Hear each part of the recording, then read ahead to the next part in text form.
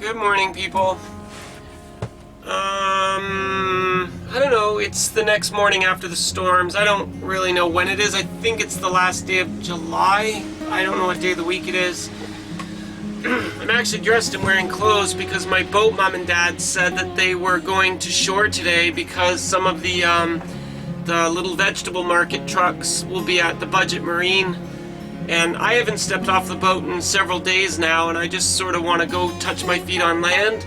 And if there's a chance of me buying some veggies or potatoes or whatever at the Budget Marine, I kind of wanted to go along.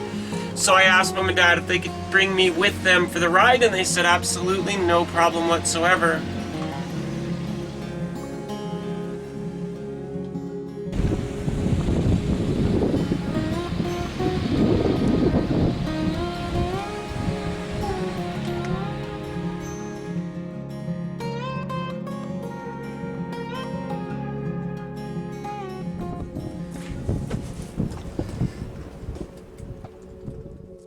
Hi guys. So I just went ashore with my boat mom and dad just because I wanted to get off the boat and socialize with real people.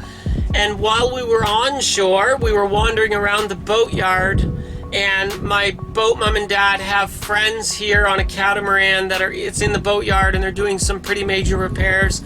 So we stopped and visited with them. And as we're talking, I noticed there's another catamaran in the boatyard behind theirs, and they see me looking at it, and they say like, oh, do you know the story of that boat? And I'm like, well, no, please tell me, I love stories. So they shared with me the story of this catamaran that I'll tell you now.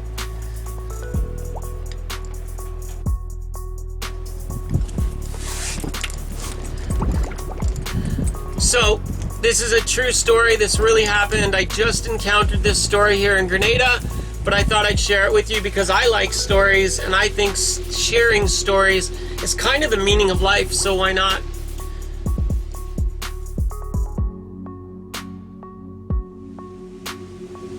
This catamaran that I've just shown you in the pictures arrived in Grenada about 4 or 5 months ago. It arrived in St. George's in the quarantine anchorage that I was just in last week.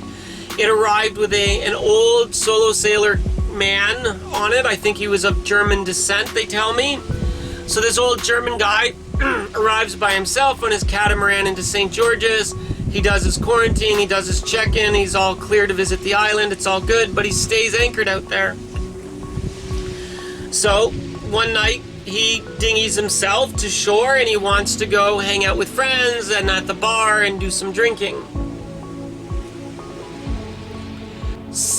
Some drinking turns into a lot of drinking, and he gets quite drunk. And old men on the ocean seem to think it's okay to drive home drunk in a dinghy, where they would tell you, oh, I would never drive a car drunk. They think it's okay to drive a dinghy drunk.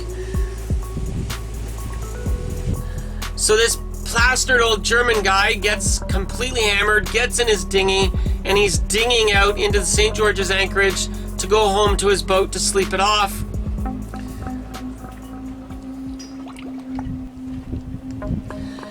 In the dark, as he's dinghying out, he's sort of going along and loses control, falls asleep, lapse of drunken judgment, I'm not sure what, and he goes and he kind of wraps around and he hits the docks at the marina, and he knocks himself sort of off his dinghy, and he comes up and he's kind of floating in the water drunk, like, oh man, what's happening? And his dinghy goes around in a circle, runs him over and kills him. Done. Just like that.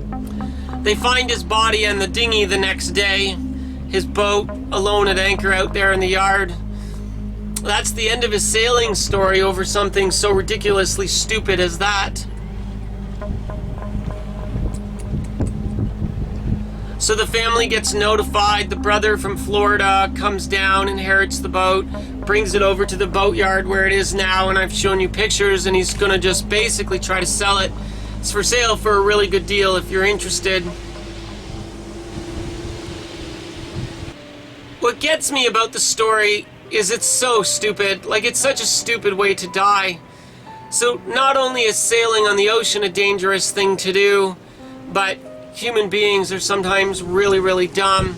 And it is a very common story for old men getting drunk, riding home in their dinghy, to get lost at sea. Like, they're drunk, the dinghy engine fails, and they just drift out to sea and are never seen or heard from again. That's a very common story.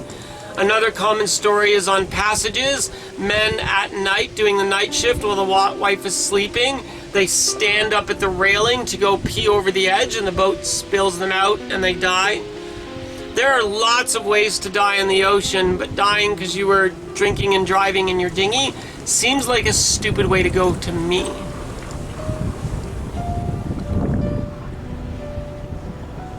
It's a big ocean and the anchorages can be a lovely place, but try not to die here from being stupid.